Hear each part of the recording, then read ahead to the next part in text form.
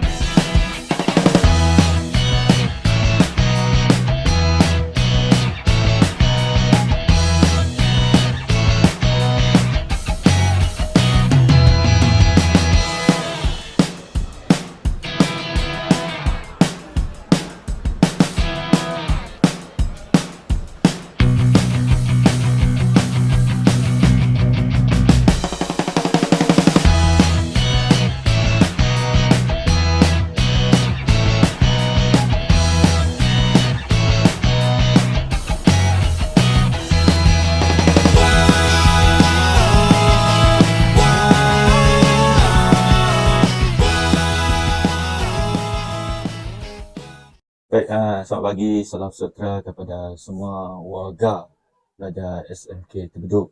Jadi, saya Cikgu Albert, selaku pengetua di SMK Terbedut.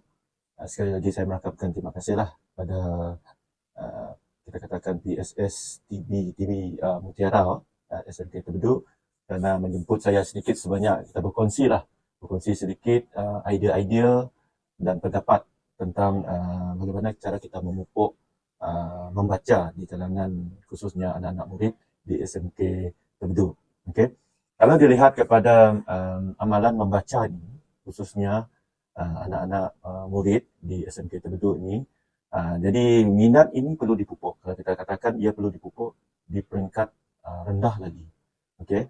Jadi ia memberikan satu faedah dan kesan yang baik khususnya bagi anak-anak yang khususnya amalan membaca ini perlu ada di kalangan mereka. Dan kalau kita lihat kepada beberapa perkara yang perlu kita lihat, sebagaimana ia dimulakan dari zaman kanak-kanak. Okay? Daripada zaman kanak-kanak sehinggalah kita menjadi dewasa. Sebab kita harus ingat, ilmu itu tidak akan habis selagi kita hidup. Pemenangnya, ia boleh ditimba kita sekarang lah. Sampailah kita di hari yang tua. Okay. Kalau dilihat kepada kita nak memupuk amalan-amalan membaca ini, kebanyakan pelbagai kaedah yang boleh cikgu katakan tadilah kita boleh dapat daripada sumber-sumbernya daripada sama ada berbentuk buku ilmiah ataupun kita boleh gunakan media sosial. Okay? Sebab sekarang ini media sosial dia begitu canggih dan tiada sempadan lagi kalau kita nak mendapat ilmu khususnya daripada membaca itu tadi. Okay? Perkara yang pertama, kalau kita nak melihat bagaimana nak memupuk amalan membaca ini di kalangan pada pelajar, kita harus lihat lihatkan dia diambil sebagai sikap kita jadikan ia satu kegiatan riadah yang simple, yang tidak boleh kita katakan membebankan ataupun berat bagi kita. Jadikan dia sebagai satu hobi. Itu ditekankan sekali kepada pelajar. Bila kita melihat tekankan kepada amalan ini tadi, khususnya membaca, dijadikan hobi, dia sedikit-sedikit kita baca, dia akan terus memupuk minat kita lagi, terus kepada ingin mengetahui yang seterusnya. Sebab itulah membaca ni kalau kita lihat di kalangan yang tadi pada pelajar kita, khususnya menggunakan media elektronik yang canggih, dan kita akan dapat iaitu dari segi kita mulakan daripada hobi itu tadi, dia sudah memperkembangkan lagi kepada minat kita untuk membaca. Okay? Sebab itu dia dijadikan satu kegiatan riadah. Yang kedua, bila kita nak memupuk lagi amalan-amalan membaca di kalangan pelajar, paling penting kita perlu ada juga mulakan juga dengan satu naskah buku. Mungkin menggunakan satu nota yang boleh cikgu katakan yang ringkas, contohnya begini. Okay? Daripada satu buku ini dia akan kembangkan lagi. Sebab setiap apa yang perlu ada dalam satu naskah buku, sekurang-kurangnya pelajar perlu ada, ia akan menjadi lagi daya tarikannya. Okay? Sebab dalam buku ini kalau kita lihat dia akan berkembangkan lagi idea-idea seseorang anak-anak murid. Okay? Itu yang kita lihat, tiap seorang pelajar perlu ada satu naskah. So, bagaimana cara nak memupuknya. Yang ketiga, kalau kita nak memupukkan juga, mestilah kita mula daripada sekolah juga. So, apa yang sekolah perlu buat, iaitu dia perlu ada satu, kita katakan penerangan permulaan program membaca. Jadi, daripada permulaan penerangan tentang program membaca ni, contohnya lah, pelajar adakan seperti kempen-kempen membaca, minat untuk membaca. Ia adalah satu langkah untuk menarik minat, khususnya pada pelajar-pelajar kepada aktiviti membaca. Jadi setiap apa kempen saja, apa saja penerangan yang disampaikan oleh pihak sekolah, dia menjadikan satu lagi, orang cakap tadi, perkembangan ilmu.